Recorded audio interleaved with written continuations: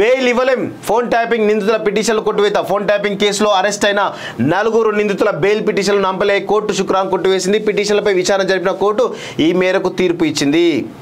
ఒకసారి ప్రభాకర్ రావుకు red corner notice త్వరలో జారీ చేస్తాం. సిపి కొత్తకోట శ్రీనివాస్ రెడ్డి అంటూ ఒకటి చూస్తాం. 9th పేజ్ ఓపెన్ చేయ ఒకసారి.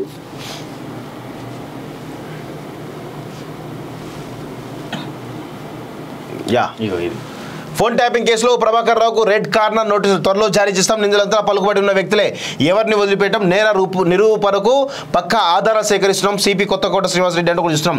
ఫోన్ ట్యాపింగ్ కేసులో అనుమానితుడిగా ఉన్న మాజీ ఎస్ఐబి చీఫ్ ప్రభాకర్ రావుకు త్వరలో రెడ్ కార్నర్ నోటీసులు జారీ చేస్తామని ప్రభాకర్ రావు హైదరాబాద్ పోలీస్ కమిషనర్ కొత్తకోట శ్రీనివాస్ రెడ్డి తెలిపారు. శుక్రవారం బషీర్బాగ్ పోలీస్ కమిషనర్ కార్యాలయంలో ఆయన మీడియాతో మాట్లాడారు. ఫోన్ ట్యాపింగ్ కేసులో నిందితులంతా చాలా స్మార్ట్ అని, పలుకుబడి ఉన్న వ్యక్తులని పేర్కొన్నారు. ఈ నేపథ్యంలో దర్యాప్తును పకడ్బందీగా సాగిస్తున్నామని సిపి వివరించారు. ఇప్పటికే డిలీట్ చేసిన సమాచారాన్ని రికవరీ చేస్తున్నామని పేర్కొన్నారు.